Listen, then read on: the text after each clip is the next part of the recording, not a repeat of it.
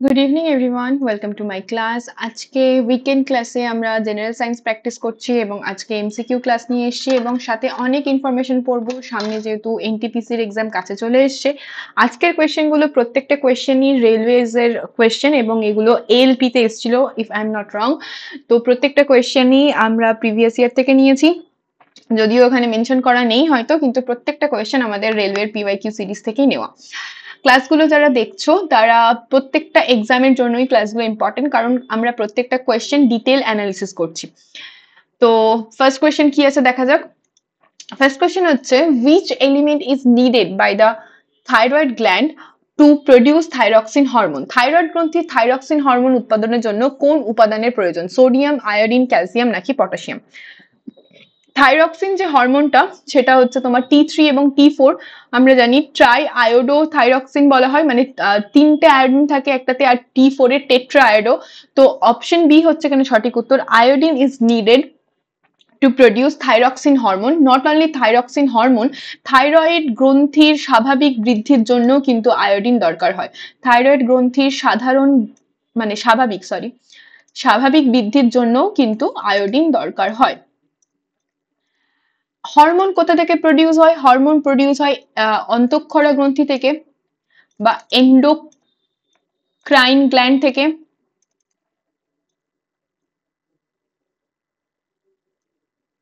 Endocrine gland থেকে। এবং এই এন্ডোক্রাইন গ্ল্যান্ড থেকে যেটা প্রডিউস হচ্ছে হরমোন, সেটা কিন্তু কোনো এন্ডোক্রাইন গ্ল্যান্ডকে বলা হয় ডাক্টলেস গ্ল্যান্ড। ডাক্টলেস গ্ল্যান্ড বাংলাতে বলি আমরা অনাল গ্রন্থি। যে গ্রন্থিগুলোর কোনো নালী দিয়ে এই এন্ডোক্রাইন গ্ল্যান্ড থেকে যে হরমোনগুলো প্রডিউস হচ্ছে, সেই প্রডিউস হরমোনগুলো কোনো ডাক্টের মাধ্যমে বাহিত হয় না, বরং বাই ডিফিউশন বাহিত হয়, ব্যাপন প্রক্রিয়ার মাধ্যমে বাহিত হয়ে রক্তের সাথে মেশে, ব্যাপন প্রক্রিয়ার মাধ্যমে।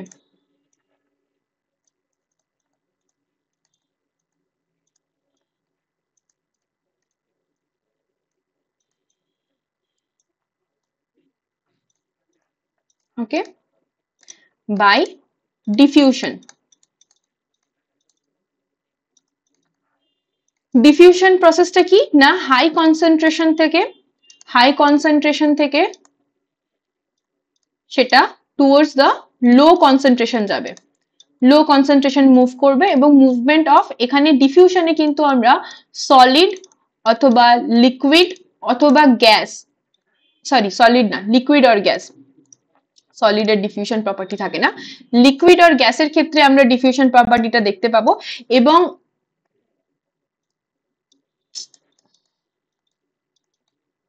এবং অসমোসিস বলে যে প্রসেসটা রয়েছে, অসমোসিস হচ্ছে একটা স্পেশাল টাইপের ডিফিউশন, যেখানে একটা সেমি পারমিয়েবল মেমব্রেন রয়েছে। Semi permeable membrane,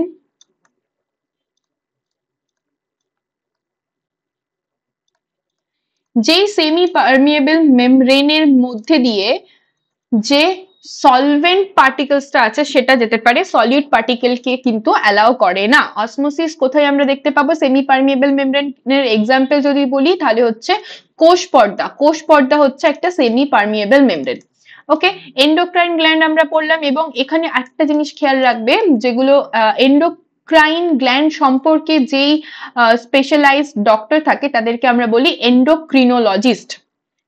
endocrinologist. এবং স্টাডি অফ এন্ডোক্রাইন গ্ল্যান্ডকে বলা হয় এন্ডোক্রিনোলজি। এন্ডোক্রিনোলজি। ওকে, এবার আমরা দেখবো যে আমাদের বডিতে কি কি এন্ডোক্রাইন গ্ল্যান্ড রয়েছে। প্রথমে হচ্ছে হাইপোথ্যালামাস এবং পিটুইটারি, যেটা ব্রেনের মধ্যে রয়েছে, এবং তারপর হচ্ছে পিনিয়াল গ্ল্যান্ড। তারপর এখানটাতে থাইরয়েড গ্ল্যান্ড দেখতে পাবো, থাইরয়েড গ্ল্যান্ডের ঠিক নিচে থাইমাস গ্ল্যান্ড দেখতে পাবো। তারপর এখানে আমরা দেখতে পাবো প্যানক্রিয়াস। প্যানক্রিয়াস হচ্ছে একটা মিক্সড গ্ল্যান্ড, প্যানক্রিয়াস হচ্ছে মিক্সড গ্ল্যান্ড। তারপর এখানে আমরা অ্যাড্রিনাল গ্ল্যান্ড দেখতে পাবো। অ্যাড্রিনাল গ্ল্যান্ডকে বলা হয় supra renal gland. Supra renal gland, যেহেতু বৃক্কের ওপরে অবস্থিত। ওভারি থেকেও আমরা কিছু হরমোন রিলিজ করতে দেখতে পাবো এবং টেস্টিকলস থেকেও দেখতে পাবো। তো এন্ডোক্রাইন গ্ল্যান্ড থেকে কি কি হরমোন বেরোয়? হাইপোথ্যালামাসকে বলা হয়, এখানে আমি কি কি হরমোন বেরোয় আজকে বলবো না। হাইপোথ্যালামাসকে বলা হয় সুপ্রিম কমান্ডার। কি বলা হয়? Supreme commander. কারণ হাইপোথ্যালামাস থেকে যে সমস্ত হরমোনগুলো রিলিজ হয় সেই হরমোনগুলো পিটুইটারির হরমোন রিলিজকে কন্ট্রোল করে, এবং পিটুইটারি থেকে যে হরমোনগুলো রিলিজ হয় সেগুলো টোটাল যে আমাদের আরো এন্ডোক্রাইন গ্ল্যান্ড গুলো রয়েছে সেই সমস্ত গ্ল্যান্ডের হরমোনকে রেগুলেট করে, এবং পিটুইটারিকে বলা হয় মাস্টার গ্ল্যান্ড। পিটুইটারিকে বলা হয় মাস্টার গ্ল্যান্ড। ওকে, হাইপোথ্যালামাস থেকে দুটো নিউরো হরমোনও রিলিজ হয়। ঠিক আছে, হরমোন, আচ্ছা এখানে একটা জিনিস খেয়াল রাখবে, হরমোনের কিছু বৈশিষ্ট্য আছে, যার মধ্যে একটা বৈশিষ্ট্য হচ্ছে হরমোন যেখানে প্রডিউস হচ্ছে সেখানে কিন্তু তার কার্যকারিতা দেখায় না, যেখানে প্রডিউস হচ্ছে সেখানে তার কার্যকারিতা দেখায় না। হরমোন তার উৎসস্থল থেকে অনেক দূরবর্তী স্থানে গিয়ে তার কাজটা দেখায়। যেমন ধরো পিটুইটারি গ্ল্যান্ড থেকে একটা হরমোন খরিত হয় যেটার নাম হচ্ছে TSH, থাইরয়েড স্টিমুলেটিং হরমোন। এই থাইরয়েড স্টিমুলেটিং হরমোন কি করে না, থাইরয়েড গ্ল্যান্ড পর্যন্ত আসে, এই পিটুইটারি থেকে থাইরয়েড গ্ল্যান্ড পর্যন্ত আসে, দিয়ে থাইরয়েড গ্ল্যান্ডের উপর কাজ করে TSH। এগুলোকে বলা হচ্ছে ট্রফিক হরমোন। Tropic hormone. যে সমস্ত হরমোনগুলো অন্য কোনো এন্ডোক্রাইন গ্ল্যান্ডের হরমোন রিলিজকে কন্ট্রোল করছে সেগুলোকে আমরা বলছি ট্রপিক হরমোন। যেমন হচ্ছে thyroid stimulating hormone, adrenocorticotropic hormone যেটা অ্যাড্রিনাল গ্ল্যান্ডের উপর কাজ করছে, বা সোমাটোট্রফিন হরমোন যেগুলো সোমাটিক সেলের উপর কাজ করছে, বা গ্রোথ হরমোনও বলা হয় এটাকে। এগুলো হচ্ছে ট্রপিক হরমোন বা ট্রফিক হরমোন। আর কি রকম হরমোন হতে পারে? কিছু হরমোন, খুব লিমিটেড কিছু হরমোন আছে যেগুলো যেখানে প্রডিউস হয় সেখানেই কাজ করে, যেগুলোকে বলা হচ্ছে লোকাল হরমোন। লোকাল হরমোনের এক্সাম্পল কি? যেমন হচ্ছে সিক্রেটিন। সিক্রেটিন হচ্ছে একটা লোকাল হরমোন, যেখানে রিলিজ হয় সেখানেই কাজ করে। ওকে, আচ্ছা আর কি মনে রাখবো এখানে? হরমোন কি কি রিলিজ হয় সেটা আমি এই স্লাইডে রাখিনি, বলবো না, কারণ আজকে আমরা ডেফিসিয়েন্সি ডিজিজ গুলো পড়বো, সেখানেই আমি বলে দিচ্ছি। আচ্ছা, এই যে থাইমাস গ্ল্যান্ডটা রয়েছে, এই থাইমাস গ্ল্যান্ডটা যখন বাচ্চা অবস্থাতে থাকে তখন এটা প্রিম্যাচিওর থাকে, যখন অ্যাডাল্ট ফেজে আসে তখন এটা সব থেকে বেশি ম্যাচিওর হয়, এবং যখন তারপরে আবার আস্তে আস্তে বয়স্ক হয়ে যায় তখন কিন্তু এই থাইমাস গ্ল্যান্ডটা আবার তোমার প্রিম্যাচিওর স্টেজে চলে যায়, মানে এটার কার্যকারিতা কমে যায়। এবং এই থাইমাস গ্ল্যান্ড থেকে আমরা জানি যে টি সেল উৎপন্ন হয় যেটা হচ্ছে আমাদের ইমিউনিটি বুস্ট করতে কাজে লাগে। প্যানক্রিয়াস থেকে দুটো টাইপের হরমোন নিঃসৃত হয়, একটা হচ্ছে তোমার কর্টেক্স অঞ্চল থেকে, একটা হচ্ছে মেডেল অংশ থেকে। নেক্সট স্লাইডে দেখি কি রয়েছে। আচ্ছা, এখানে ওই সেম স্লাইড হয়ে গেছে। এখানে আমরা কিছু রোগের নাম পড়বো, ডেফিসিয়েন্সি ডিজিজ পড়বো।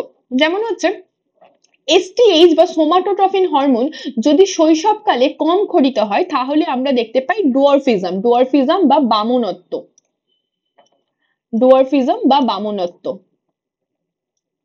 এক্ষেত্রে কি হয় না, বৃদ্ধি ব্যাহত হয়, উচ্চতা 3 ফুটের বেশি হয় না। অ্যাক্রোমেগালি দেখতে পায় যদি প্রাপ্তবয়স্কদের ক্ষেত্রে পিটুইটারি ক্ষরণ হ্রাস পেয়ে যায়, সেক্ষেত্রে মুখমণ্ডল, হাত পা, মেরুদণ্ড ইত্যাদি স্বাভাবিক বৃদ্ধি হয় না। তার মানে এখানে আমরা কি দেখতে পেলাম, সরি অ্যাক্রোমেগালি না, অ্যাক্রোমেগালি হচ্ছে যখন পিটুইটারির ক্ষরণ বেশি হয়ে যায়। অ্যাক্রোমিক্রিয়াতে হয় অ্যাক্রোমেগালির উল্টো, এটা এর অপোজিট, যখন কম হয়ে যায় তখন বৃদ্ধি কম হয়, স্বাভাবিক বৃদ্ধি হয় না, সেটাকে আমরা বলছি অ্যাক্রোমিক্রিয়া। এবং অ্যাক্রোমেগালি যখন প্রাপ্তবয়স্কদের ক্ষেত্রে পিটুইটারির ক্ষরণ বেশি হয়ে যায় তখন কি হয় না, হাইটে তারা আর খুব বেশি ইনক্রিজ করতে পারে না, কিন্তু আমরা চোয়াল, হাত পা বা মেরুদণ্ড এগুলোর একটা অত্যাধিক বৃদ্ধি দেখতে পাই, ফলে বেন্ড হয়ে যায়। মেরুদণ্ড যদি বেশি বৃদ্ধি পায় অ্যাডাল্ট পিরিয়ডের পরে তাহলে সেই মানুষটা কুঁজো হয়ে যায়, সেটাকে আমরা বলছি অ্যাক্রোমেগালি। সাইমন ডিজিজ কাকে বলা হচ্ছে? পিটুইটারি কার্যকারিতা লোপ পেলে সাইমন ডিজিজ হয়, এক্ষেত্রে ওজন হ্রাস পায়, খিদে কমে যায়, যৌন ক্ষমতা হ্রাস পায়। অ্যাডিসন বর্ণিত ডিজিজ, অ্যাড্রিনাল কর্টেক্সের যদি স্বল্প ক্ষরণ হয় তাহলে সেক্ষেত্রে আমরা অ্যাডিশন বর্ণিত ডিজিজ দেখতে পাই। এবং এই অ্যাড্রিনাল কর্টেক্সের যে সমস্ত হরমোনগুলো সেই সমস্ত হরমোনগুলো কন্ট্রোল করে ACTH অ্যাড্রিনোকর্টিকোট্রপিক হরমোন দ্বারা নিয়ন্ত্রিত হয়। নেক্সট হচ্ছে কুশিন বর্ণিত ডিজিজ। কুশিন বর্ণিত ডিজিজ হচ্ছে অ্যাড্রিনাল কর্টেক্সের অতি সক্রিয়তায় যদি বেশি প্রডিউস করে তাহলে দেহে অতিরিক্ত মেদ সঞ্চিত হয়, বিশেষ করে মুখমণ্ডল, গ্রীবা এবং নিতম্ব দেশে খুব ফ্যাট সঞ্চিত হয়।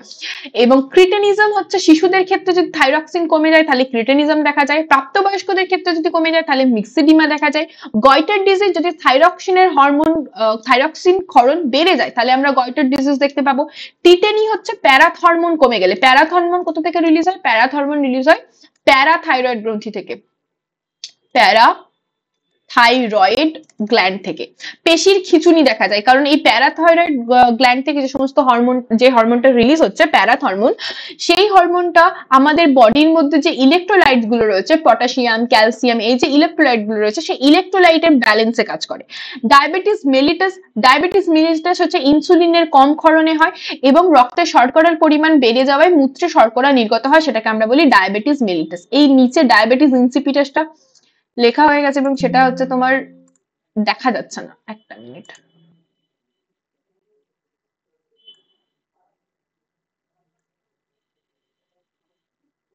এটাকে ছোট করলে দেখা যাবে না?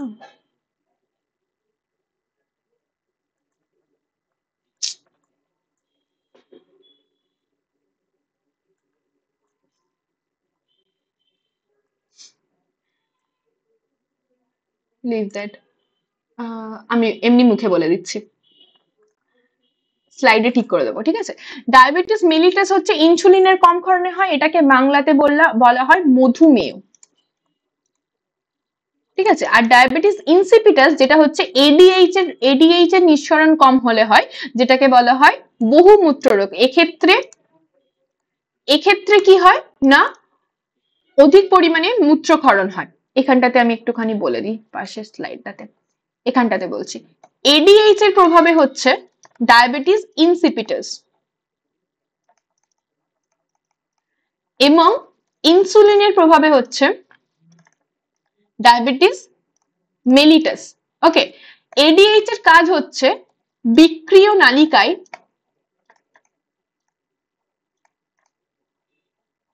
জলের পুনঃশোষণ করা।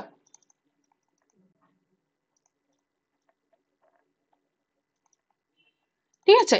আর ইনসুলিনের কাজ হচ্ছে গ্লুকোজ থেকে গ্লাইকোজেনে কনভার্ট করা। এই প্রসিডিওরটাকে কি বলা হয়? এই প্রসিডিওরটাকে বলা হয় গ্লাইকোজেনেসিস।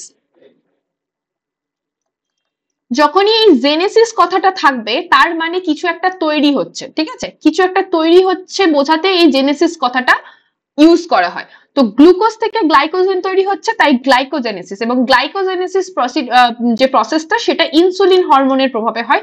এর ঠিক উল্টো প্রসেস যেটাতে হচ্ছে গ্লাইকোজেন থেকে গ্লুকোজ তৈরি হয়, এই প্রসেসটাকে বলা হয় গ্লুকোজেনেসিস। ইট ইজি না, যে গ্লুকোজ তৈরি হচ্ছে তো গ্লুকোজেনেসিস, গ্লাইকোজেন তৈরি হচ্ছে তো গ্লাইকোজেনেসিস। এবং এই যে গ্লুকোজেনেসিস, এই প্রসেসটাকে হেল্প করে হচ্ছে গ্লুকাগন। তো ইনসুলিন এন্ড গ্লুকাগন এই দুটো হরমোন একে অপরের অপোজিট ডিরেকশনে কাজ করে। দুটো হরমোনই নিঃসৃত হয় প্যানক্রিয়াস থেকে এবং হরমোন দুটো নিঃসরণ হয়, এটা হচ্ছে আলফা সেল থেকে আর এটা হচ্ছে বিটা সেল থেকে, ঠিক আছে? এটা আলফা সেল থেকে, এটা বিটা সেল থেকে, এবং এখানে একটা ডেল্টা সেল থাকে, যে ডেল্টা সেল থেকে সোমাটোস্ট্যাটিন রিলিজ হয়। সোমাটোস্ট্যাটিন রিলিজ হয়। এই সোমাটোস্ট্যাটিনের কাজ হচ্ছে বিভিন্ন তোমার এই ইনসুলিন এবং গ্লুকাগন, এই যে দুটো হরমোন রয়েছে এই দুটো হরমোনকে ব্যাকআপ দেওয়া। ব্যাকআপ দেওয়া মানে কি, যে অন্য কোনো কার্বোহাইড্রেট ছাড়া মানে প্রোটিন থেকে গ্লুকোজ কনভার্ট করা, এই সমস্ত কাজগুলো করে সোমাটোস্ট্যাটিন, যেটা হচ্ছে ডেল্টা সেল থেকে সিক্রেট হয় প্যানক্রিয়াসের। ওকে, আচ্ছা, হরমোন আর একটা জিনিস মনে রাখবে, হরমোন হতে পারে প্রোটিন ধর্মী। যদি প্রোটিন ধর্মী হরমোন হয় সেটার এক্সাম্পল তোমরা দেবে, হতে পারে স্টেরয়েড ধর্মী,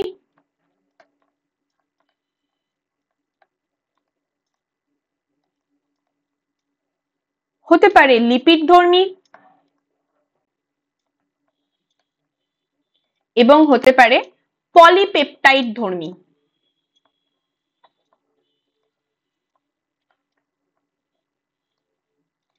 লিপিড ধর্মীর এক্সাম্পল কি? Prostaglandin, prostaglandin.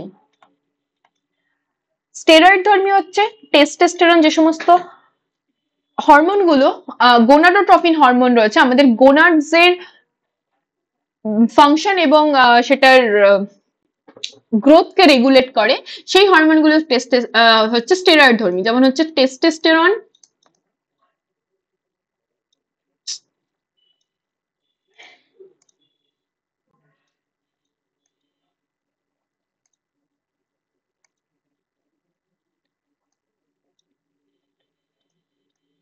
স্টেরন, প্রোজেস্টেরন,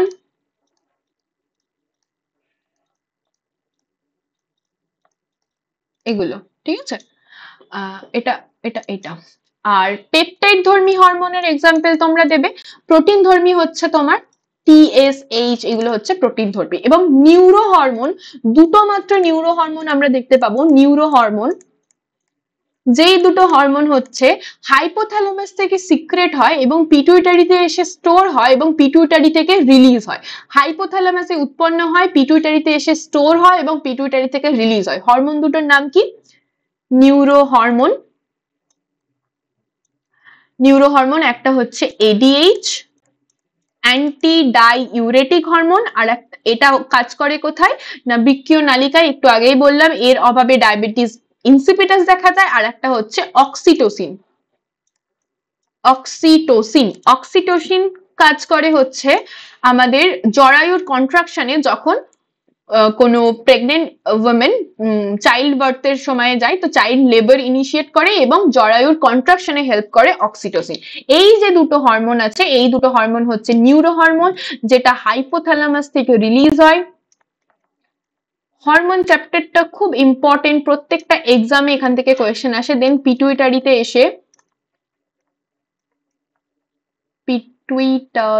এসে স্টোর হয় এবং পিটুইটারি থেকেই রিলিজ হয়। ওকে, নেক্সট কোয়েশ্চেনে আমরা যাব। এখানে তো আমরা এগুলো দেখে নিলাম, diabetes mellitus, diabetes insipidus. Next question, select the correct option of liquid connective tissue. তরল সংযোগকারী টিস্যুর উদাহরণ দাও। Cartilage, adipose connective tissue, blood নাকি areolar connective tissue. Select the correct option for liquid connective tissue. সঠিক উত্তর হচ্ছে অপশন সি, ব্লাড। ব্লাড হচ্ছে লিকুইড কানেকটিভ টিস্যু, এবং ব্লাড ছাড়া আর একটা কানেকটিভ টিস্যু লিকুইড কি আছে, যেটা হচ্ছে লিম্ফ। ওকে, টিস্যু যেটা হচ্ছে স্পেশালাইজ সেল, যাদের ফাংশন অথবা অরিজিন সেম, তাদেরকেই আমরা বলছি টিস্যু। মানে অনেকগুলো কোষ একসাথে যখন তাদের উৎপত্তি বা তাদের কার্যকারিতা একই রকমের হচ্ছে, তখন সেটাকেই আমরা বলছি কলা বা টিস্যু। টিস্যু কালচারে, আচ্ছা টিস্যু কালচারটা হুট করে আমার মনে পড়ে গেল। টিস্যু কালচার করা হয়, যেই টিস্যু কালচারে কিন্তু সব থেকে বেশি উৎপন্ন করা হয় কলা। ঠিক আছে, খেয়াল রাখবে। নেক্সট কোয়েশ্চেন নয়, sorry, type of animal tissue. Type of animal টিস্যুতে আমরা কি পাবো? ব্লাড হতে পারে, বোন টিস্যু হতে পারে, এপিথেলিয়াল টিস্যু হতে পারে, কার্টিলেজ টিস্যু হতে পারে, কানেকটিভ টিস্যু হতে পারে, মাসল ফাইবার বা মাসল টিস্যু, নার্ভাস টিস্যু এবং অ্যাডিপোজ টিস্যু। অ্যাডিপোজ মানে হচ্ছে ফ্যাট, অ্যাডিপোজ মানে হচ্ছে ফ্যাট টিস্যু। এইবার যদি আমরা আরেকটু বেশি ফার্দার ডিফারেন্সিয়েট করি, সেখানে হচ্ছে নার্ভাস যে টিস্যু, নার্ভ যে টিস্যু, এই নার্ভ টিস্যু আমি আগের দিনের যখন ক্লাস নিয়েছিলাম, সেখানে একটা নার্ভের ছবি ছিল, মনে আছে? যে এরকম ভাবে প্রত্যেকটা এরকম বান্ডিল বান্ডিল দিয়ে তারপর একটা ছবি ছিল, যদি কারো কেউ দেখে না থাকো সেই ক্লাসটা দেখবে। এই নার্ভ টিস্যুর মধ্যে যে ফান্ডামেন্টাল ইউনিটটা রয়েছে, যে সেলটা রয়েছে, সেটাকে বলা হয় নিউরন। ঠিক আছে, সেটাকে বলা হয় নিউরন। কানেকটিভ টিস্যু কি কি হতে পারে? টেন্ডন হতে পারে, বোন হতে পারে কানেকটিভ টিস্যু, ফ্যাট এবং আদার সফট প্যাডিং টিস্যু, সেটাও কানেকটিভ টিস্যুর কাজ করতে পারে। টেন্ডন মানে হচ্ছে, টেন্ডনের কাজ কি? টেন্ডন হতে পারে, এখানে লিগামেন্টটা লেখা নেই, লিগামেন্টও হতে পারে। ঠিক আছে, লিগামেন্টও হতে পারে। লিগামেন্টের কাজ হচ্ছে বোনের সাথে, হাড়ের সাথে তোমার মাসল, মাসলকে কানেক্ট করবে। আর টেন্ডন কি করে? টেন্ডন হচ্ছে মাসলকে মাসলের সাথে কানেক্ট করে।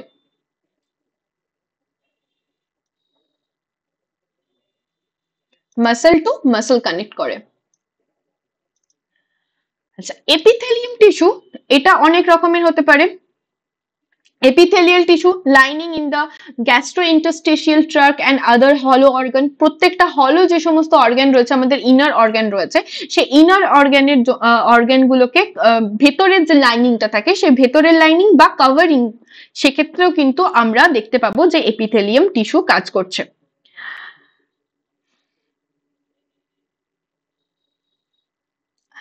এবং এখানে সিলিয়েটেড এপিথেলিয়াম দেখতে পাবো। সিলিয়েটেড এপিথেলিয়াম খেয়াল রাখবে এটা ফ্যালোপিয়ান টিউবে দেখতে পাবো, ঠিক আছে, ফ্যালোপিয়ান টিউবে দেখতে পাবো সিলিয়েটেড এপিথেলিয়াম, মানে এখানে এই সেলটার মাথাতে এরকম সিলিয়ার মতো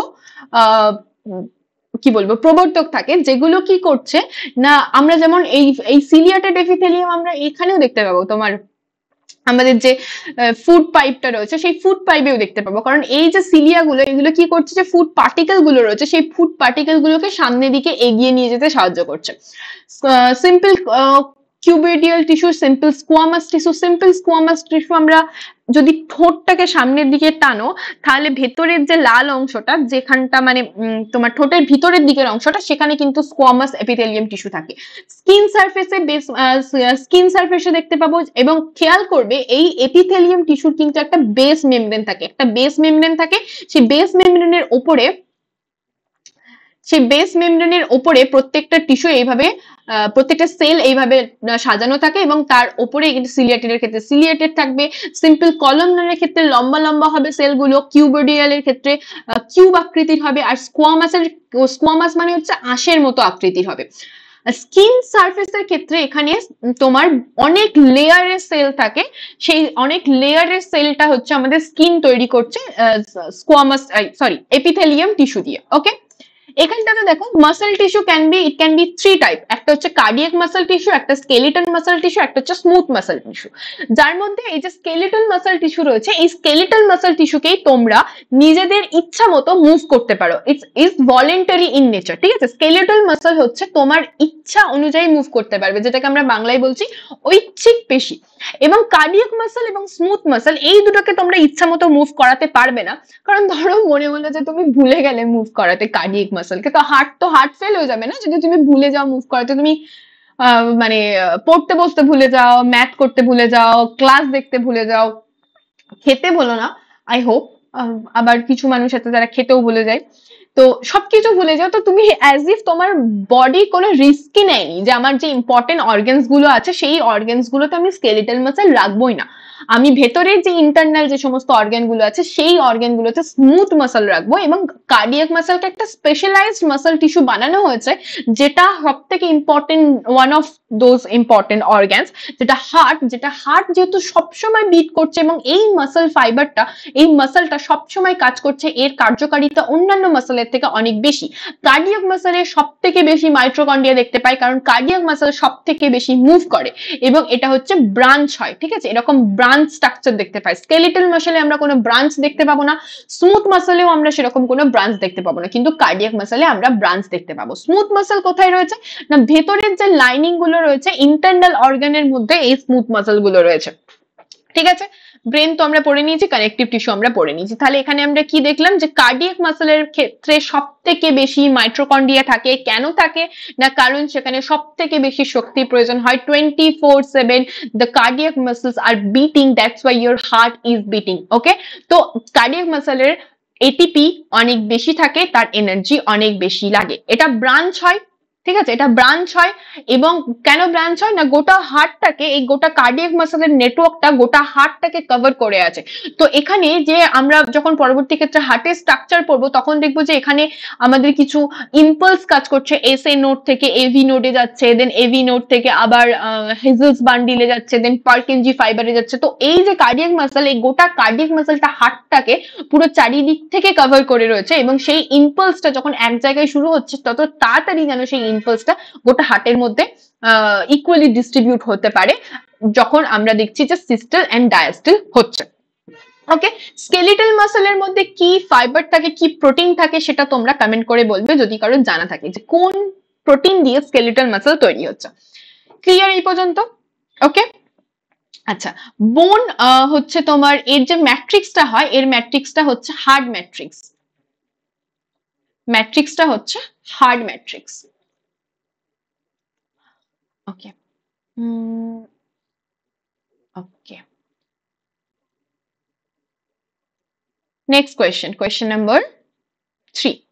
Which organelle is found only in the plant cell? কোন কোষীয় অঙ্গটি শুধুমাত্র উদ্ভিদ কোষে দেখতে পাওয়া যায়? মাইটোকন্ড্রিয়া, ক্লোরোপ্লাস্ট, লাইসোজোম নাকি নিউক্লিয়াস? কোশ্চেনের উত্তরটা করো, আমি একটু জল খেয়ে নিই।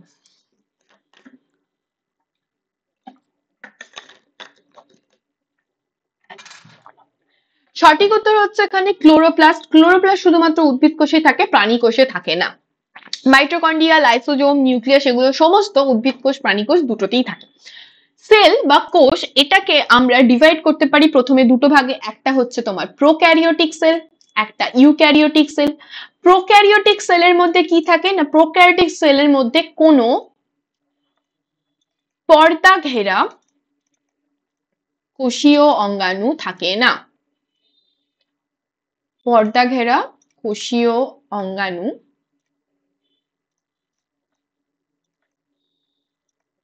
থাকে না। এবং প্রোক্যারিওটিক সেলের মধ্যে যে নিউক্লিয়াসটা থাকে, সেই নিউক্লিয়াসটা অনুন্নত প্রকৃতির। অনুন্নত প্রকৃতির। এখানে আমরা নিউক্লিয়াসের মধ্যে কোনো ডিভিশন দেখতে পাবো না, ঠিক আছে। এবং এর মধ্যে যে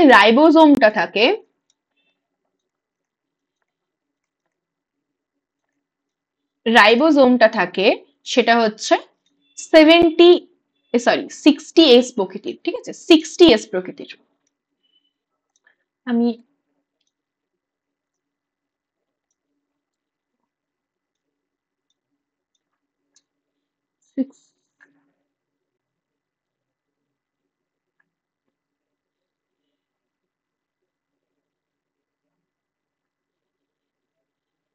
না 70 ঠিকই তো লিখছিলাম, আমি হাফ ইউনিট গুলোকে ভাবছি যে 60-40 অ্যান্ড 50-30, তো এটা 70s প্রকৃতির, ঠিক আছে। 70s প্রকৃতির রাইবোজোম থাকে। ইউক্যারিওটিক সেলের মধ্যে কি থাকে? ইউক্যারিওটিক সেলের মধ্যে এখানে থাকে না, মানে এটাতে থাকে। এর নিউক্লিয়াস হচ্ছে সুগঠিত এবং রাইবোজোম হচ্ছে 80s প্রকৃতির। রাইবোজোম হচ্ছে 80s প্রকৃতির। নিউক্লিয়াসের মধ্যে আমরা 4টে পার্ট দেখতে পাবো। নিউক্লিয়াসের মধ্যে আমরা 4টে পার্ট দেখতে পাবো। কি কি 4টে পার্ট? একটা হচ্ছে নিউক্লিয় পর্দা,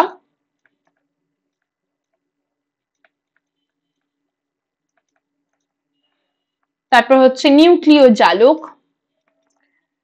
একটা কথা বলি, এই যে আমি তোমাদেরকে পড়াচ্ছি, এর কোনোটাই কিন্তু আমি আবিষ্কার করিনি, ঠিক আছে। আমাকেও কোনো না কোনো বই থেকে পড়তে হয়েছে, বা আমি আমার থ্রু আউট মাই লাইফ, আমার একাডেমিক্স বলো বা এই কম্পিটিটিভ ফিল্ডের প্রিপারেশন বলো, যা কিছু শিখেছি আমি সেটাই পড়াবো, ঠিক আছে। যদি কেউ এক্সপেক্ট করো যে আমি কিছু ইনভেনশন করে পড়াবো, দেন আমি এখানে আসতাম না, দেন আমাকে অন্য কিছু পার্সু করতে হতো, যেটা হয়তো আমি মনে করি যে আমি ক্যাপাবলই নই যে আমি কিছু রিসার্চ ফিল্ড পার্সু করি, এবং সেটা আরো বেশি ডিফিকাল্ট মনে হয়েছে আমার।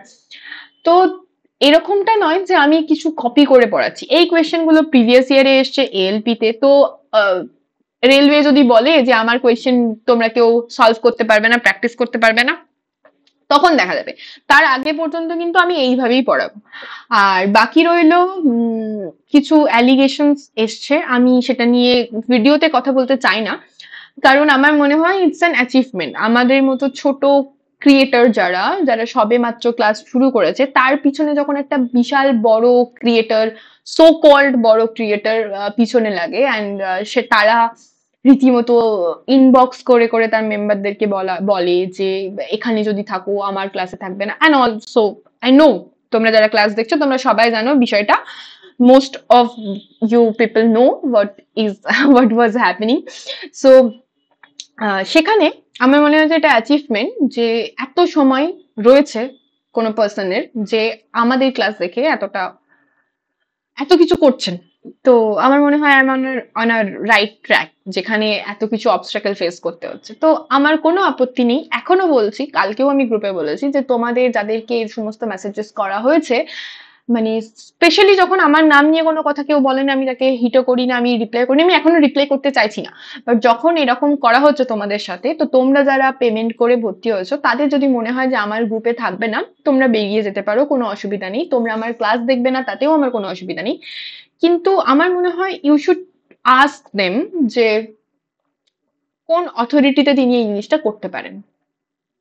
মানে আজকে পুলওয়ামা অ্যাটাক হয়েছে, সেখানে আমরা চিৎকার করছি, মুসলিমদেরকে দোষারোপ করছি, সেকুলারিজম নিয়ে কথা বলছি যে সেকুলার কথাটা সরিয়ে দেওয়া উচিত, যারা সেকুলার বলছে তাদের তাদের মারা যাওয়া উচিত। রিমেম্বার দ্যাট যে যারা এই কথাটা বলছে না যে সেকুলারিজম বা সেকুলার ওয়ার্ডটাকে সরিয়ে দেওয়া উচিত, বা সেকুলার যারা বলছে তাদের মানে যথেষ্ট নোংরা নোংরা কথা বলছে। সেকুলার কথাটা রয়েছে কনস্টিটিউশনে প্রিয়াম্বেলে মেনশন করা, এবং সেটা অ্যাড করা হয়েছে 42nd অ্যামেন্ডমেন্ট অ্যাক্টের মাধ্যমে, এবং কনস্টিটিউশনের সম্মান করা তোমার ফান্ডামেন্টাল ডিউটির মধ্যে পড়ে, যেটা রয়েছে 51A আর্টিকেলে। এবং যখন তুমি ফান্ডামেন্টাল ডিউটি তুমি পালন করতে ব্যর্থ হচ্ছ, ইউ শুড ফিল লাকি যে ফান্ডামেন্টাল ডিউটি পালন করতে না না করা সেটা কোনো পানিশেবল অফেন্স নয়। যদি পানিশেবল অফেন্স হতো বিভিন্ন কান্ট্রির মতো, যেমন ধরো যাই হোক বাদ দাও, তো কিছু কান্ট্রিতে যেখানে ফান্ডামেন্টাল ডিউটি পালন করা, যেমন জাপানে ফান্ডামেন্টাল ডিউটি, বা ইউএসএসআর এ ফান্ডামেন্টাল ডিউটি পালন করা, যেটা তোমার কর্তব্য শুধু নয়, এবং সেটা যদি না করো তাহলে তোমার পানিশমেন্ট হবে, সেটা যদি হতো তাহলে আজকে ভাবো যে কতজন জেলের পিছনে থাকতো শুধুমাত্র এই কথাটা বলার জন্য যে কনস্টিটিউশনটাকে ওনারা মানছে না। তো যাই হোক, যারা এরকম চিৎকার করে, আমি সেই সমস্ত প্রসঙ্গে যাচ্ছি না। আমার কোনো সমবেদনা নেই টেররিস্টদের প্রতি। টেররিস্ট যারা, তাদের কোনো মানে ধর্ম থাকতে পারে না, কোনো জাত থাকতে পারে না, কিচ্ছু থাকতে পারে না, দে আর জাস্ট আ টেররিস্ট। তাদের কোনো রিলিজিয়ান থাকতে পারে না। আর যারা ওখানে মারা গেছেন তাদেরকে হিন্দু বলে মেরে দিয়েছেন, এবং তাদেরকে বাঁচাতে গিয়ে একজন মুসলিমও শহীদ হয়েছেন, সেটা নিশ্চয়ই তোমরা খুব কম সংখ্যক লোকজন দেখেছো। এবং সেই লোকাল মানুষজন তারা কতটা হেল্প করেছে সেটাও নিশ্চয়ই তোমরা দেখেছো। এবং সব থেকে মজার বিষয়, আমি এতগুলো কথা বলতাম না ক্লাসে, বাট স্টিল বলতে বাধ্য হচ্ছি, সেটা হচ্ছে যে কাজটা করার জন্য ওনারা, এই হিন্দু মুসলিম ডিভিশনটা করার জন্যই টেররিস্টরা মানে ভেবে চিন্তে এই কাজটা করেছে, আমরা ঠিক সেই জিনিসটাই করছি, এবং আমরা হেল্প করছি তাদেরকে, যে তারা তাদের যে চিন্তা ভাবনাটা ছিল, তাদের যে মোটিভটা ছিল, সেটাতে তারা ফুলফিল হয়ে গেছে। তো একটুখানি ভাবো, তোমাদের স্টেপ নেওয়ার আগে, যথেষ্ট তোমরা বড়, অনেকে হয়তো আমার থেকেও এজে বড় যারা ক্লাস দেখছো, তাই একটুখানি ভাবো, ভেবে চিন্তে ডিসিশন নাও, যে ভেবে চিন্তে মানে ফাইন্ড আউট করো যে শত্রুটা আসলে কে। ঠিক আছে? টেররিস্টরা শত্রু, আতঙ্কবাদীরা শত্রু, না টেররিজমটা শত্রুতা সব থেকে বেশি আমাদের এখানে হর্ন করছে, বা আমাদের সব থেকে বেশি বড় এনিমি, নাকি আমাদের এখানে কোয়েশ্চেন করা উচিত যে কি করে এতটা ভিতরে এতগুলো টেররিস্ট এরম ভাবে আসলো, এবং এই সমস্ত কাজকর্ম করলো, এবং তারা পালিয়ে যেতে পারলো কি করে? প্রশ্নটা আমাদের অথরিটিকেও করা উচিত। তো চোখটা বন্ধ করে থেকো না, চোখটা তাকিয়ে প্রশ্ন করো, এবং সমস্ত অথরিটিকে প্রশ্ন করো, এবং প্রশ্ন করার যে অভ্যাসটা সেটা তৈরি করো, কারণ এই সোশ্যাল মিডিয়াতে চিৎকার করে কিছু হবে না শুধুমাত্র। যাই হোক, তো যেটা পড়ছিলাম সেটাতে ফিরে আসা যাক। অনেকটা অফ টপিক কথা বলে ফেললাম, অনেকে হয়তো ক্লাস থেকে বেরিয়ে গেছে, এমনিতেও আমার ক্লাসের প্রিমিয়ারের সময় কেউ থাকে না, তাই চিল পিল একদম। নিউক্লিয়াস গঠিত হয় চারটে এখানে কম্পোনেন্ট রয়েছে, একটা হচ্ছে নিউক্লিয় পর্দা, একটা হচ্ছে নিউক্লিয় জালক, আমি দুবারই নিউক্লিয় পর্দা লিখে বসে আছি, ওয়াও সবটাই চলে গেল। নিউক্লিয় পর্দা,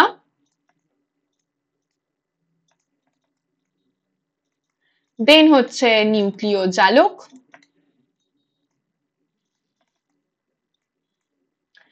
দেন হচ্ছে নিউক্লিয় প্লাজম,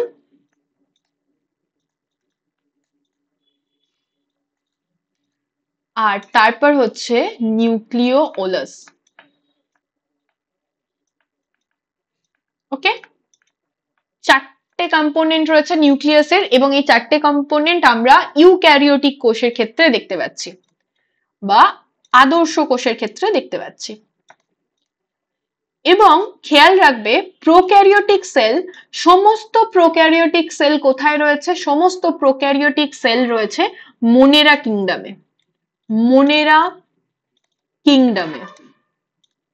এক্সাম্পল কি না ব্যাকটেরিয়া সেল, নীলাভ সবুজ শৈবাল, এগুলো সমস্ত কিছু রয়েছে আমরা প্রোক্যারিওটিক সেল। আর আদর্শ কোষ, সমস্ত উন্নত প্রাণী এবং উদ্ভিদের দেহে আদর্শ কোষ রয়েছে। একদম তোমার মনেরা প্রোটিস্টা থেকে শুরু করে অ্যানিমেলিয়া পর্যন্ত আমরা দেখতে পাবো আদর্শ কোষ। এইবার আসছি প্রাণী কোষ এবং উদ্ভিদ কোষের মধ্যে ডিফারেন্স। এই যে এটা আমি বাইজুস থেকে নিয়েছি, যেটা এখানে দেখা যাচ্ছে, এখানে ক্রেডিটটা আমি দিয়ে দিতে বলবো, নইলে তারা ক্লেম করতে পারে যে ছবিটা তাদের কাছ থেকে নেওয়া হয়েছে। আদারওয়াইজ কিন্তু আমি বলে দিচ্ছি যে এখানে আমি বাইজুস থেকে নিয়েছি, মেনশন করে দেবো। তো প্লান্ট সেল এবং অ্যানিমাল সেল, প্লান্ট সেল এবং অ্যানিমাল সেলের মধ্যে কি কি ডিফারেন্স দেখতে পাবো? প্লান্ট সেল, প্রথম ডিফারেন্স দেখতে পাবো যে প্লান্ট সেলের মধ্যে সেল ওয়াল থাকবে, অ্যানিমাল সেলের মধ্যে কিন্তু সেল ওয়াল থাকবে না। প্লান্ট সেলের মধ্যে প্রত্যেকটা তোমার যে অর্গানিলস গুলো আছে তার মধ্যে ডিফারেন্স কি দেখতে পাবো না, প্লান্ট সেলের মধ্যে প্লাস্টিড থাকবে, প্লাস্টিড, এখানে কোথায় আছে প্লাস্টিড, প্লাস্টিড, এই যে ক্লোরোপ্লাস্ট আছে, ক্লোরোপ্লাস্ট প্লান্ট সেলের মধ্যে থাকবে, কিন্তু ক্লোরোপ্লাস্ট হোক বা অন্য যে কোনো প্লাস্টিড সেটা কিন্তু আমরা অ্যানিমাল সেলের মধ্যে দেখতে পাবো না। এইবার আরো একটা মেজর ডিফারেন্স কি, মেজর ডিফারেন্স হচ্ছে প্লান্ট সেলের যে ভ্যাকুয়ালটা রয়েছে সেটা একটা সেন্ট্রালি ভ্যাকুয়াল থাকবে এবং অনেকটা জায়গা জুড়ে ভ্যাকুয়ালটা অবস্থান করবে, কিন্তু আমরা অ্যানিমাল সেলে ছোট ছোট ছোট ছোট ভ্যাকুয়াল দেখতে পাবো এবং যেটা টেম্পোরারি পারপাসে তৈরি হবে এবং সেই টেম্পোরারি পারপাসে তৈরি হওয়ার পরে কাজ মিটে গেলে সেই ভ্যাকুয়ালসটা আবার ডিজলভ হয়ে যাবে। লাইসোজোম, লাইসোজোমকে বলা হয় সুইসাইড ব্যাগ, সুইসাইড ব্যাগ। কেন বলা হয় সুইসাইড ব্যাগ? কারণ লাইসোজোমের মধ্যে বিভিন্ন এনজাইম কন্টেন্ট করা থাকে, যেটা যখন সেলটা সুইসাইড করতে চায় লাইসোজোম ওই এনজাইম গুলোকে বাইরে বের করে দেয়, লাইসোজোমটা ফেটে যায়, এনজাইম গুলো বাইরে বের করে যায়, গোটা সেলটাই কিন্তু মারা যায়। তো লাইসোজোমকে বলা হয় সুইসাইডাল ব্যাগ বা সুইসাইড ব্যাগ।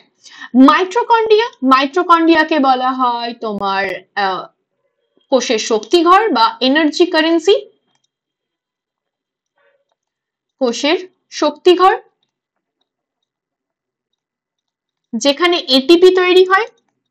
এবং খেয়াল রাখবে মাইটোকন্ড্রিয়ার কিন্তু নিজস্ব ডিএনএ থাকে, ওন ডিএনএ থাকে মাইটোকন্ড্রিয়া আর ক্লোরোপ্লাস্টের, ক্লোরোপ্লাস্টের ওন ডিএনএ থাকে, তাই জন্য এই দুটো অর্গানিলসকে বলা হয় স্বপ্রযোজনশীল কোষীয় অঙ্গাণু, ঠিক আছে। আচ্ছা, এই যে এটা হচ্ছে নিউক্লিওলাস এবং এখানে নিউক্লিয় জালিকাগুলো দেখানো হয়নি, এরকম নিউক্লিয় জালিকা থাকে যেগুলো ক্রোমাটিন তন্তু দিয়ে গঠিত এবং সেই নিউক্লিয় জালিকার মধ্যে দিয়ে অ্যাকচুয়ালি ডিএনএ থাকে। সেন্ট্রিওল, এটা সেন্ট্রিওল থাকে শুধুমাত্র প্রাণী কোষে এবং সেন্ট্রিওল এটা তোমার নিউরনে থাকে না, নিউরনে অনুপস্থিত থাকে, তার জন্য নিউরন কিন্তু বিভাজন করতে পারে না।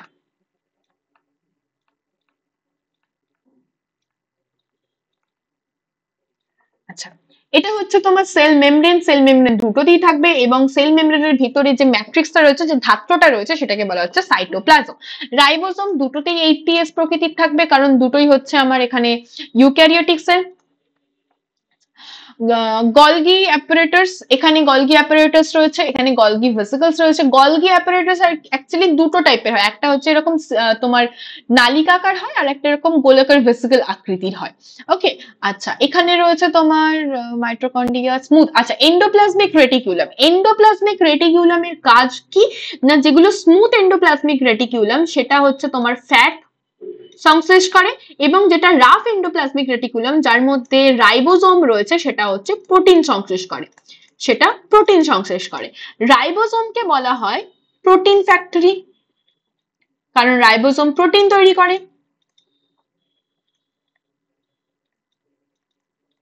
গলগি অ্যাপারেটাসকে কি বলা হয়, এটা আমরা আগের দিন পড়েছিলাম, গলগি অ্যাপারেটাসকে বলা হয় post office of cell, post office of cell, কারণ গলগি অ্যাপারেটাস কি কাজ করে না প্যাকেজিং এর কাজ করে।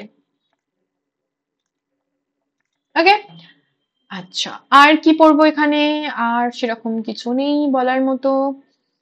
প্লাস্টিড তিনটে টাইপের হয়, plastid it can B further divided into 3 parts, একটা হচ্ছে ক্রোমোপ্লাস্টিড, একটা হচ্ছে ক্লোরোপ্লাস্টিড আর একটা হচ্ছে লিউকোপ্লাস্টিড। ক্রোমোপ্লাস্টিডের মধ্যে বিভিন্ন কালার হতে পারে, রেড কালারের হতে পারে, ব্রাউন কালারের হতে পারে, অরেঞ্জ কালারের হতে পারে, বিভিন্ন কালারের হতে পারে। ক্লোরোপ্লাস্টিডের মধ্যে থাকে ক্লোরোফিল, এর মধ্যে থাকে ক্লোরোফিল।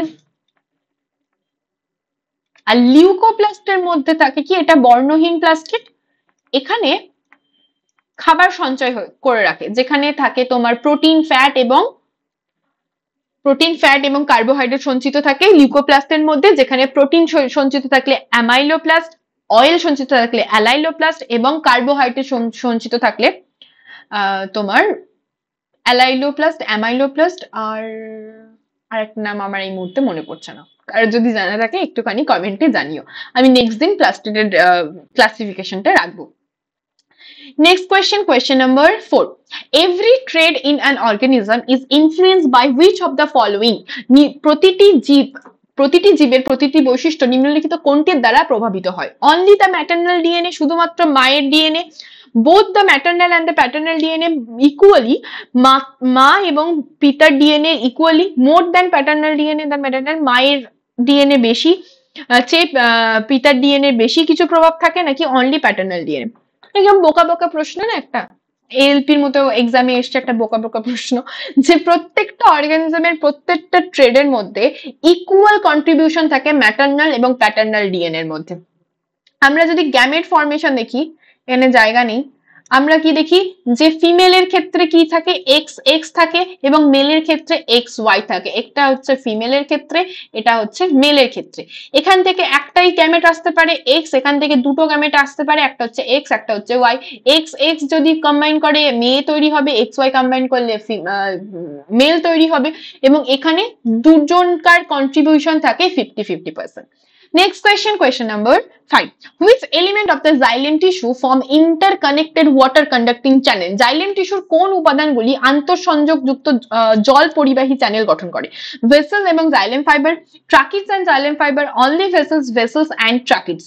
কারা হচ্ছে তোমার ওয়াটার কন্ডাক্টিং চ্যানেল ফর্ম করে?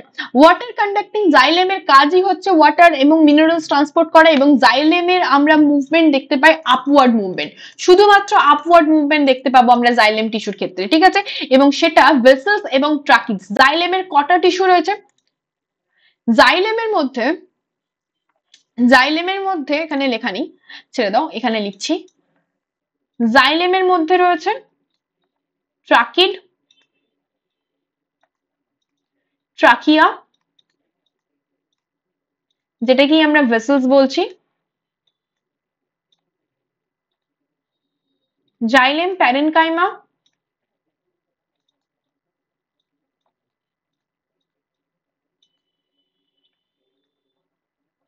এবং জাইলেম ফাইবার বা জাইলেম তন্তু, যার মধ্যে এই জাইলেম প্যারেনকাইমা এই কোষটাই হচ্ছে সজীব। এটা কিন্তু টিস্যু, ঠিক আছে, এটা টিস্যু, জাইলেম হচ্ছে টিস্যু, যার কম্পোনেন্ট হচ্ছে এই চারটে, বাকি সবগুলো হচ্ছে মৃত, তাই জাইলেমকে বলা হয় ডেড টিস্যু। উল্টো দিকে আমরা ফ্লোয়েম যখন পড়বো দেখবো ফ্লোয়েমের একটা টিস্যু, একটাই সেল হচ্ছে সব মৃত, বাকিগুলো লিভিং, তাই ফ্লোয়েমকে বলা হয় লিভিং টিস্যু। জাইলেমের কাজ কি? জাইলেমের কাজ হচ্ছে জল ও খনিজ লবণ পরিবহন করা। তো জল আর খনিজ লবণ কোথা থেকে তুলবে? মাটি থেকে তুলবে, এবং সবসময় সেটা আপওয়ার্ড মুভমেন্টই হবে। উদ্ভিদের যে টিস্যু গুলো রয়েছে, প্লান্ট টিস্যুকে যদি আমরা ভাগ করি, তাহলে আমরা একটা টিস্যু দেখতে পাবো যেগুলো হচ্ছে ডার্মাল টিস্যু, মানে প্লান্টের যে আপার সারফেস, ছাল, পাতার উপরের পোর্শন, কাণ্ডের মধ্যে যে সমস্ত টিস্যু গুলো রয়েছে সেগুলোকে বলা হচ্ছে ডার্মাল টিস্যু। গ্রাউন্ড টিস্যু এটাকে আমরা বাংলাতে বলে থাকি সাধারণত ভাবে, এগুলো হচ্ছে সরল কলা বা সিম্পল টিস্যু, এটা হচ্ছে ভাস্কুলার টিস্যু বা জটিল কলা, কমপ্লেক্স টিস্যু।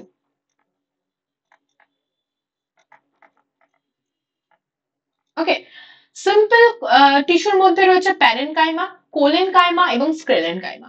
প্যারেনকাইমার টিস্যুগুলো হচ্ছে সব থেকে বেশি তোমার এদের মধ্যে ইন্টারমলিকুলার স্পেস সব থেকে বেশি, ইন্টারমলিকুলার স্পেস এখানটাতে লিখছি যে আইএমএস এর ফুল ফর্ম কি না, ইন্টার আইএমএস এর ফুল ফর্ম নয়, আমি এটা লিখছি, এটা এভাবে লেখা হয় না কিন্তু, যাতে পরবর্তী ক্ষেত্রে কেউ যদি শুধুমাত্র ইন্টারমলিকুলার স্পেস বা ইন্টারমলিকুলার না, এখানে ইন্টারসেলুলার হবে, আই এম সরি।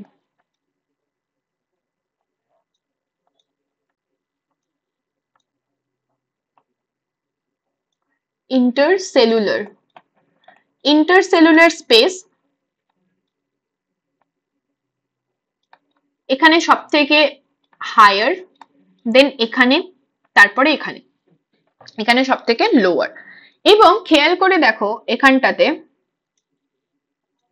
এখানটাতে খেয়াল করে দেখো এই যে সেলগুলো রয়েছে, এই সেলগুলোর যে তোমার সেল ওয়ালটা রয়েছে, সেই সেল ওয়ালটাতে প্রচুর পরিমাণে ডিপোজিশন রয়েছে, ঠিক আছে, প্রচুর পরিমাণে ডিপোজিশন রয়েছে, যার জন্য সেল ওয়ালগুলো এরকম তোমার পুরু হয়ে গেছে। কোলেনকাইমাতে মাঝামাঝি, প্যারেনকাইমাতে একদম সেল ওয়ালগুলো পাতলা সেল ওয়াল রয়েছে। স্ক্লেরেনকাইমা হচ্ছে তোমার ডেড টিস্যু গঠন করে এবং প্যারেনকাইমা হচ্ছে সব থেকে লাইভলি টিস্যু। এবং জাইলেমের মধ্যে আমরা 3-4টে কম্পোনেন্ট দেখলাম, xylem, parenchyma, turkey, trachea, xylem তন্তু এবং জাইলেম প্যারেনকাইমা। ফ্লোয়েমের মধ্যে আমরা কি দেখবো? ফ্লোয়েমের মধ্যে দেখবো, এটা হচ্ছে ফ্লোয়েম, ফ্লোয়েমের মধ্যে দেখবো সিভনল, তারপর হচ্ছে সঙ্গী কোষ, তারপর হচ্ছে ফ্লোয়েম প্যারেনকাইমা,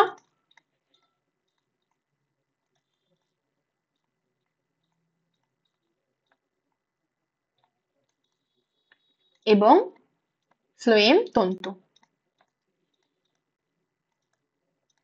ওকে, যার মধ্যে শুধুমাত্র ফ্লোয়েম তন্তুটা হচ্ছে ডেড, বাকি সব লিভিং, তাই ফ্লোয়েমকে লিভিং সেল বলা হয়, লিভিং টিস্যু বলা হয়। এবং ফ্লোয়েমের ক্ষেত্রে আমরা আপওয়ার্ড মুভমেন্টও দেখতে পাবো, ডাউনওয়ার্ড মুভমেন্টও দেখতে পাবো এবং পার্শিয়াল মুভমেন্টও দেখতে পাবো। কারণ ফ্লোয়েম কি করছে? ফ্লোয়েম হচ্ছে কন্ডাক্ট করছে ফুড, ঠিক আছে, যে খাবারটা তৈরি হচ্ছে, ধরো ওপরের দিকে, গাছের ওপরের দিকে একটা পাতা আছে যেখানে খাবার তৈরি হচ্ছে, তো এই খাবারটা তো এইরকম ভাবে এসে তারপর এদিকেও যেতে পারে, এদিকেও যেতে পারে, আরো উপরে কিছু পাতা থাকতে পারে সেখানে যেতে পারে, বা নিচের দিকে যেতে পারে, ইভেন মূল পর্যন্ত তাকে খাবার পৌঁছাতে হবে, সেখানে শক্তি লাগবে। তো ফ্লুয়েম কন্ডাকশন করে আপওয়ার্ড ডিরেকশনেও করতে পারে, ডাউনওয়ার্ড ডিরেকশনেও করতে পারে, সাইডেও ডিরেকশনে করতে পারে, তাহলে সমস্ত ডিরেকশনে কিন্তু ফ্লুয়েম তার কন্ডাকশন করতে পারে। ক্লিয়ার? আচ্ছা, প্যারেনকাইমা সেল, প্যারেনকাইমা সেলে যদি বজ্র পদার্থ,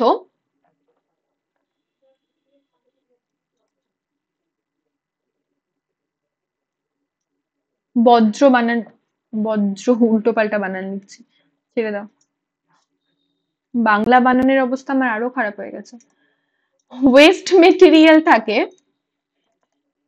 ওয়েস্ট মেটেরিয়াল থাকে, তাহলে সেটাকে বলা হয় ইডিওব্লাস্ট। সেটাকে কি বলা হয়? ইডিওব্লাস্ট। এবং প্যারেনকাইমাতে যদি ক্লোরোফিল থাকে, সেটা কি আমরা বলছি? কোলেনকাইমা। ঠিক আছে, প্যারেনকাইমাতে যদি এয়ার বাবল থাকে বা বায়ুপূর্ণ থাকে, তাহলে সেটাকে আমরা বলছি এরেনকাইমা। কোথায় দেখতে পাবো এরেনকাইমা? বিভিন্ন যে জলজ উদ্ভিদগুলো রয়েছে, যেমন হচ্ছে কচুরিপানা, ডোবাপানা, এই সমস্ত গাছগুলোতে আমরা এরেনকাইমা সেল দেখতে পাবো।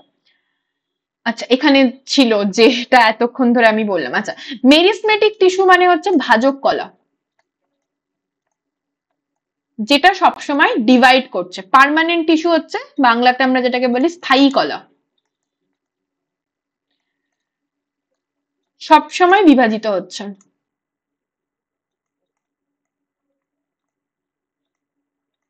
মেরিসমেটিক টিস্যু, অ্যাপিক্যাল মেরিসমেটিক টিস্যু হতে পারে, ছবি নেই, চলো এখানে ড্র করে দিচ্ছি।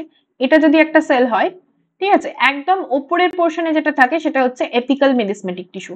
মাঝামাঝি তোমার দুটো সেলের মাঝখানে অবস্থান করছে সেটা হচ্ছে ইন্টারক্যালারি মেরিসমেটিক টিস্যু, এবং একদম সাইডে যেগুলো অবস্থান করছে সেটাকে বলা হচ্ছে ল্যাটেরাল মেরিসমেটিক টিস্যু। মেরিসমেটিক টিস্যু হচ্ছে সবসময় ডিভাইড করবে, সবসময় বিভাজিত হয়। তাই মেরিসমেটিক টিস্যু কোথায় কি কাজ করে না, প্ল্যান্টের গ্রোথে কাজ করে, উদ্ভিদের বৃদ্ধিতে কাজ করে। কার কার ভালো লাগছে ক্লাসটা একটুখানি কমেন্ট করে জানিও।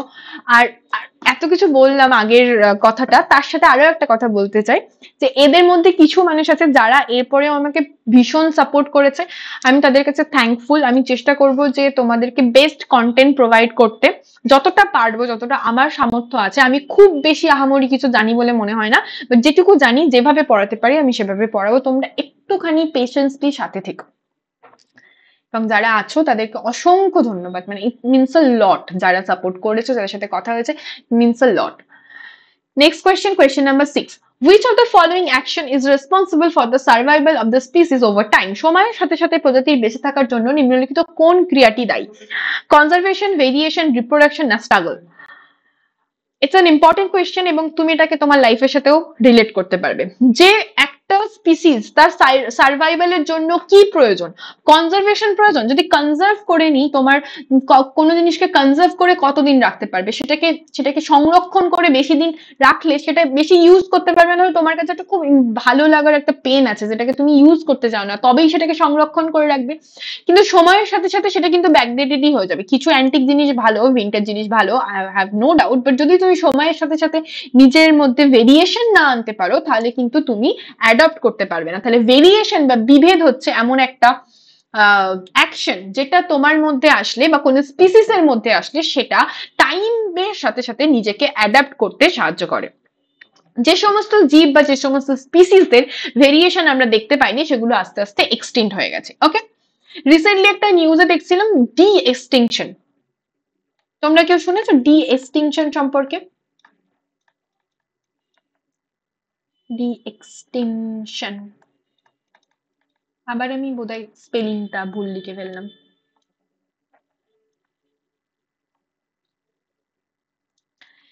ডি এক্সটিংশন সম্পর্কে কে শুনেছো?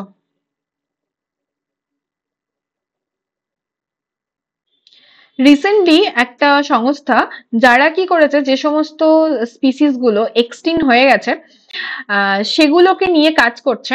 এবং তোমার হচ্ছে যে, আরে গেম অফ থ্রোনস এর যে এটা ছিল উলফ, ওটা না, ওই কি উলফ ওটার নাম, তো সেটাকে ডি এক্সটেন্ড করেছে। ডি এক্সটিংশন স্পেলিং মেনে গলত লিখা,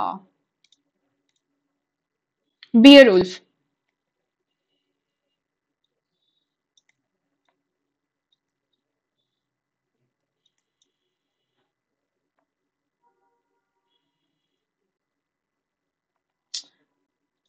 ফের পেনটা কাজ করছে না, যা বাবা কি হলো, just a minute.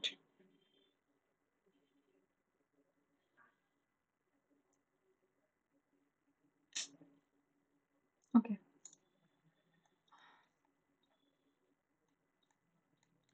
D extension, ঠিক আছে, মানে যে প্রজাতিগুলো বিলুপ্ত হয়ে গেছিল সেগুলোকে আবার জেনেটিক কোডের মাধ্যমে, জেনেটিক ইঞ্জিনিয়ারিং এর মাধ্যমে তাদের ডিএনএ থেকে আবার নতুন করে সেই সমস্ত প্রজাতিগুলোকে নিয়ে আসার চেষ্টা করা হচ্ছে। ঠিক আছে, তিনটে বিয়ার উলফকে তোমার ওরা ডি এক্সটিন্ড করেছে, এবং যার মধ্যে একটার নাম দিয়েছে খালিসি। যারা যারা গেম অফ থ্রোনস দেখেছো তাদের কাছেই এটা এক্সাইটিং লাগবে, আদারওয়াইজ কিন্তু লাগবে না।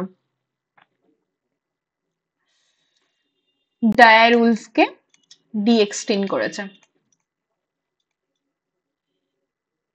এবং একটার নাম দিয়েছে খালিসি, একটার নাম বোধহয় ড্রাগনটার নাম দিয়ে, আমার মনে নেই ঠিক, আর একটার নাম হচ্ছে তোমার ওই খালিসির হাজবেন্ডটার নাম।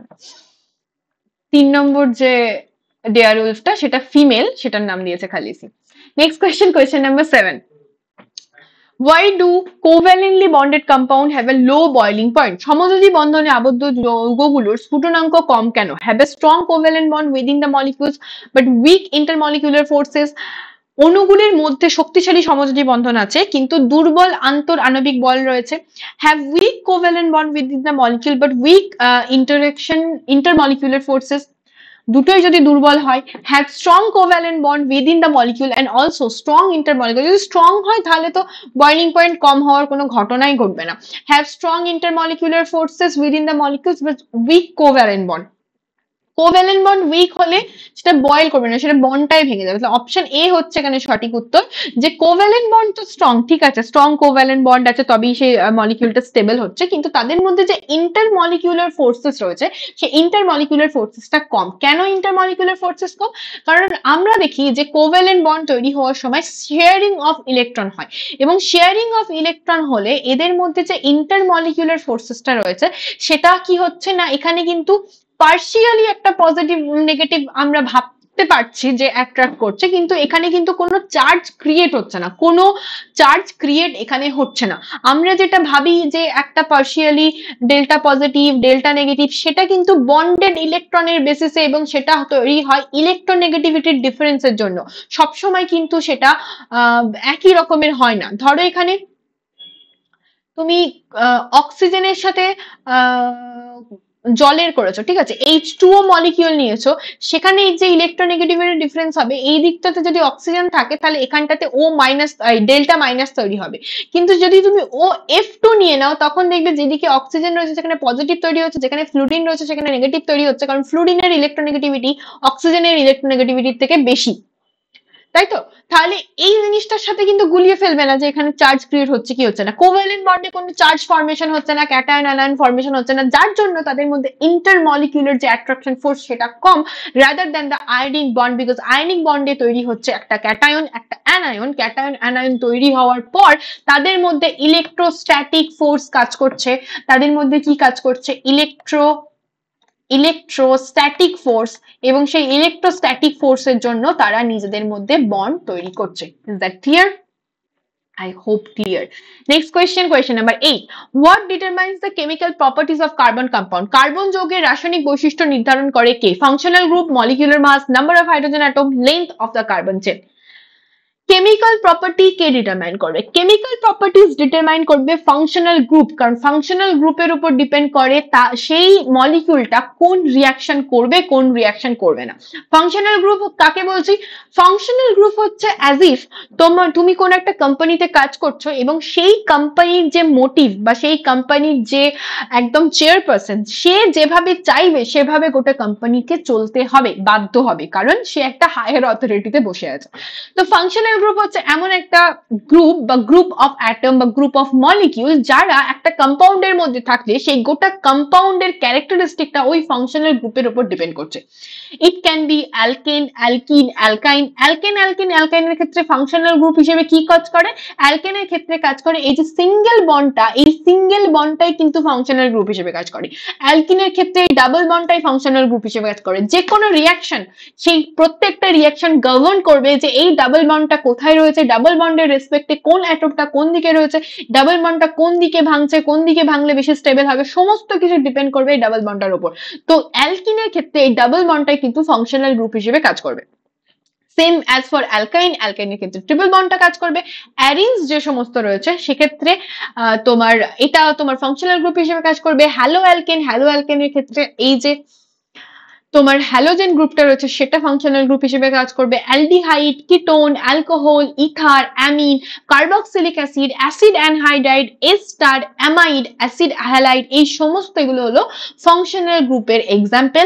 এবং ফাংশনাল গ্রুপ তোমাকে ডিটারমাইন করে দেবে যে ওই মলিকিউলটা কোন রিয়াকশনটা করবে কোন রিয়াকশনটা করবে না। একটা মলিকিউলে কি একাধিক ফাংশনাল গ্রুপ থাকতে পারে? অবভিয়াসলি থাকতে পারে। একটা মলিকিউলের মধ্যে অনেকগুলো ফাংশনাল গ্রুপ থাকতে পারে, সেখানে ওই ফাংশনাল গ্রুপগুলো নিজেদের মধ্যে কম্পিট করবে, যে কম্পিটিশনে জিতবে তার অনুযায়ী রিয়াকশন হবে। Got it? কম্পিট করবে কিভাবে? যে কোন রিয়াকশনটা হলে মলিকিউলটা বেশি স্টেবল হচ্ছে। Every molecule or every individual সবাই চায় স্টেবল হতে। যখন স্টেবল হয়ে যায় তখন সে রিয়াকশন করা বন্ধ করে দেয়।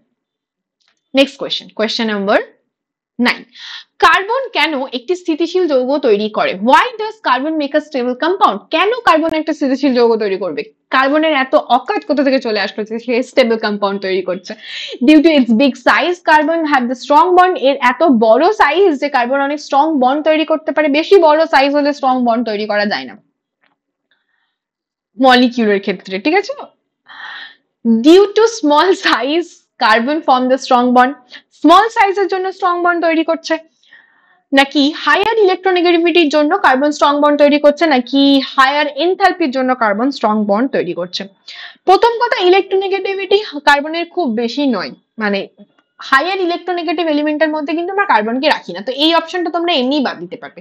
ইলেকট্রোনেগেটিভিটি সব থেকে বেশি কার? ফ্লুরিনের, তারপরে কার? তারপরে হচ্ছে অক্সিজেনের, তারপরে নাইট্রোজেনের, তারপরে কার্বনের, অনেক পরে আসে কার্বনের ইলেকট্রোনেগেটিভিটি। হাইড্রোজেনের থেকে বেশি, বাট ফ্লুরিন, অক্সিজেন এদের থেকে কম। এটা এফ, হ্যাঁ এটা আর দেখাচ্ছে দেখতে। তো এই অপশনটা তো চলে গেল। হায়ার এনথালপি জন্য স্ট্রং বন্ডের কোনো কানেকশন নেই। এবার কার্বনের সাইজ কি খুব বড় না ছোট? কার্বনে রয়েছে তো আমার টোটাল 6টা ইলেকট্রন, 6টা প্রোটন, 2 নম্বর গ্রুপে রয়েছে 2টো সেল আছে, এর থেকে তো অনেক বড় বড় মলিকিউল আমরা দেখতে পাই। তো বড় সাইজ তো এন না, ছোট সাইজ। কার্বনের সাইজ ছোট এবং তাই জন্যই কার্বন কিন্তু স্ট্রং বন্ড তৈরি করতে পারে স্মল সাইজের জন্য। কেন? দেখো, যখনই আমরা একটা মলিকিউলের সাইজটা স্মল হবে তখন সেই মলিকিউলটা কি করবে না, সেটা নিউক্লিয়াসের কাছাকাছি থাকবে এই ইলেকট্রনগুলো। যখন এই ইলেকট্রনগুলো নিউক্লিয়াসের কাছাকাছি থাকবে তখন এই ইলেকট্রনগুলোর উপর নিউক্লিয়াসের ফোর্স অফ অ্যাট্রাকশন বেশি লাগবে, অ্যাট্রাকশন বল বেশি কাজ করবে, তত বেশি এটা তোমার কি বলবো কম্প্যাক্ট ভাবে বন্ডটা তৈরি করতে পারবে। স্মল সাইজের জন্য এটা স্ট্রং বন্ড তৈরি করে। এবার কার্বনের সাইজটা এতটাই পারফেক্ট যে কার্বন অনেকগুলো লং চেন কার্বন অ্যাটম দিয়ে বন্ড তৈরি করে দিল, যেটাকে ক্যাটিনেশন প্রপার্টি বলছি, সেটাতেও কিন্তু কিছু এসে যায় না। Next question, solid CO2 get converted direct to into gases state upon decreasing the pressure 2, কত চাপ কমানোর পর কঠিন কার্বন ডাই অক্সাইড সরাসরি গ্যাসে রূপান্তরিত হবে? 2 atmosphere without coming into liquid state, 1 atmosphere without coming to the liquid state, 3 atmosphere without coming to the liquid state, নাকি 4 atmosphere? 2 ATM, 1 ATM, 3 ATM, নাকি 4 ATM যেখানে লিকুইড স্টেট আমরা দেখতে পাবো না? এটা সঠিক উত্তর হচ্ছে 1 ATM। 1 ATM প্রেসার যদি আমরা সলিড কার্বন ডাই অক্সাইডের মধ্যে দিই তাহলে সেটা লিকুইড স্টেটে না আসে একবারে ডিরেক্টলি গ্যাসিয়াস স্টেটে চলে যাবে।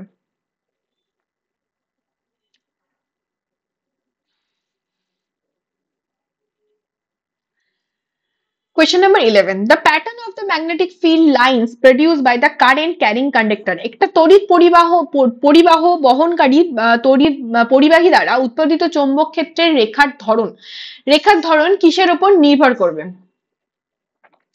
Depends on the length of the conductor, দৈর্ঘ্যের উপর ডিপেন্ড করবে, শেপের উপর ডিপেন্ড করবে, independent of anything related to conductor, নাকি it depend on the thickness of the conductor? কিসের উপর ডিপেন্ড করবে? ওই যে একটা কন্ডাক্টরের মধ্যে যদি তার যে ম্যাগনেটিক ফিল্ডটা প্রডিউস করছে একটা ইলেকট্রন ক্যারিং কন্ডাক্টর, সেটার কিসের উপর ডিপেন্ড করবে? এটা ডিপেন্ড করবে অপশন এ, লেন্থের উপর ডিপেন্ড করবে। কন্ডাক্টরের লেন্থ কিরকম তার উপর ডিপেন্ড করবে। এখানে দেখো, এটা যদি একটা ইলেকট্রিক কারেন্ট ক্যারিং কন্ডাক্টর হয় তাহলে তার যে ম্যাগনেটিক ফিল্ডটা তৈরি হবে সেই ম্যাগনেটিক ফিল্ডটা এরকম কনসেন্ট্রিক সার্কেলে তৈরি হবে, এবং এই কনসেন্ট্রিক সার্কেলে তৈরি হবে এবং এই যে থাম্বটা রয়েছে সেই থাম্বটা ইন্ডিকেট করবে যে ডিরেকশন অফ দ্য কারেন্ট। আমরা লেফট থাম্ব রুল দিয়ে এটাকে ডিফাইন করি। Next question number 12.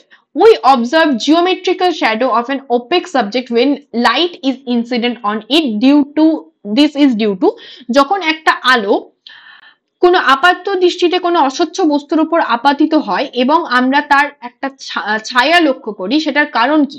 Diffraction of light, dispersion of light by the object, light travelling in a straight line, নাকি রিফ্লেকশন অফ দ্য লাইট? দেখো, কোনো একটা ওপেক সাবজেক্ট মানে কি? যেটা অস্বচ্ছ, যার মধ্যে দিয়ে লাইট পাস করতে পারছে না। যার মধ্যে দিয়ে লাইট পাস করতে পারছে না বলেই আমরা তার ছায়া দেখতে পাচ্ছি, কারণ লাইট হচ্ছে স্ট্রেট লাইনে মুভ করছে। Light travelling in a straight line, এখানে দেখো এই যে লাইটটা স্ট্রেট লাইনে মুভ করছে এখানটা দিয়ে পাস করতে পারছে না বলি এই জায়গাটাতে আমরা শ্যাডো দেখতে পাচ্ছি, এই যে জায়গাটাতে যেখানে স্ট্রেট লাইনে মুভ করছে সেখানে আমরা কিন্তু লাইট দেখতে পাচ্ছি। তো এখানে কিন্তু ডিফ্লেকশন, রিফ্লেকশন কিচ্ছু কাজ করছে না, জাস্ট লাইট যেহেতু স্ট্রেট লাইনে মুভ করছে, যদি একে বেঁকে মুভ করতো, যদি এখান থেকে মানে ডিফ্লেক্ট করে তো এই দিকে আসবে, এই দিকে তো আর যাবে না, রিফ্লেকশন তো এইরকম ভাবে কাজ করবে। রিফ্র্যাকশন কখন কাজ করে? রিফ্র্যাকশন হচ্ছে যখন, রিফ্র্যাকশন এখানে নেই, রিফ্র্যাকশন হচ্ছে কাজ করছে যখন আমরা একটা মিডিয়াম থেকে অন্য মিডিয়ামে লাইট যাচ্ছে, তখন সেই লাইটটা এই সোজা যাওয়ার পরিবর্তে হয় এই দিকে বেঁকে যাবে নইলে এই দিকে বেঁকে যাবে, সেটা ডিপেন্ড করছে যে এটা কোনটা কোন মিডিয়াম থেকে কোন মিডিয়ামে লাইটটা পাস হচ্ছে। নেক্সট কোয়েশ্চেন নাম্বার 13, ভাইরাসের সংক্রমণযোগ্য একককে কি বলা হয়? ভাইরয়েড, ক্যাপসিন, ভিরিয়ন নাকি এনভেলপ? ভাইরাসের সংক্রমণযোগ্য একককে কি বলা হয়? সঠিক উত্তর হচ্ছে অপশন সি, ভিরিয়ন বলা হয় ভাইরাসের সংক্রমণযোগ্য একককে। নেক্সট কোয়েশ্চেন, প্রোটিনের প্রাইমারি গঠনে নিম্নলিখিত কোন বন্ধন দেখা যায়? হাইড্রোজেন বন্ধন, পেপটাইড বন্ধন, আয়নিক বন্ধন নাকি এসএস লিঙ্কেজ? এই 3-4টে কোয়েশ্চেন বোধহয় এএলপির কোয়েশ্চেন থেকে নিইনি, যার জন্য ইংলিশটা নেই, বাট ইম্পর্টেন্ট কোয়েশ্চেন। ওকে, দুটো প্রাইমারি অ্যামাইনো অ্যাসিডের মধ্যে আমরা দেখতে পাবো পেপটাইড বন্ড, এই যে কার্বক্সিলিক গ্রুপ রয়েছে, এখানে অ্যামিন গ্রুপ রয়েছে, তার মাঝখানে আমরা পেপটাইড বন্ড দেখতে পারি, এখানে একটা হাইড্রোলিসিস রিঅ্যাকশন দেখা যাচ্ছে। অ্যামাইনো অ্যাসিড হচ্ছে প্রোটিন তৈরি করছে, প্রোটিনের বিল্ডিং ব্লক হচ্ছে অ্যামাইনো অ্যাসিড, প্রোটিনের বিল্ডিং ব্লক অ্যামাইনো অ্যাসিড, এবং অ্যামাইনো অ্যাসিডকে আমরা ভাগ করতে পারি 3টে ভাগে, একটা হচ্ছে নন এসেন্সিয়াল, এসেন্সিয়াল আর কন্ডিশনালি এসেন্সিয়াল। টোটাল তোমরা কমেন্ট করে বলবে যে total number of amino acid কতগুলো আছে, টোটাল কতগুলো আছে, এখানে কাউন্ট করেও বলতে পারো। আচ্ছা, এখানে খেয়াল করবে এসেন্সিয়াল অ্যামাইনো অ্যাসিড মানে কি, যেগুলো আমাদের বডিতে প্রডিউস হয় না, আমাদেরকে খাবারের মাধ্যমে নিতে হয়, আমাদের শরীরে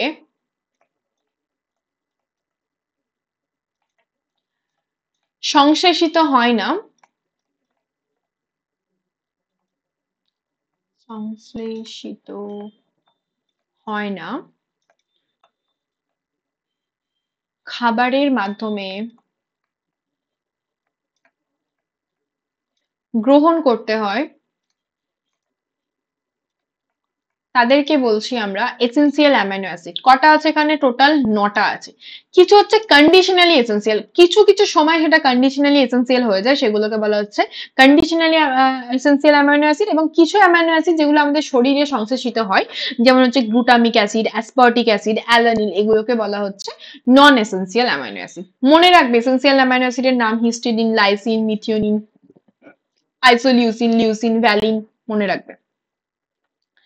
নেক্সট কোয়েশ্চেন এবং আজকের লাস্ট কোয়েশ্চেন, লিপিডের সরল উপাদান হলো amino acid, fatty acid, glycerol নাকি বোথ বি অ্যান্ড সি? লিপিডের সরল উপাদান কি?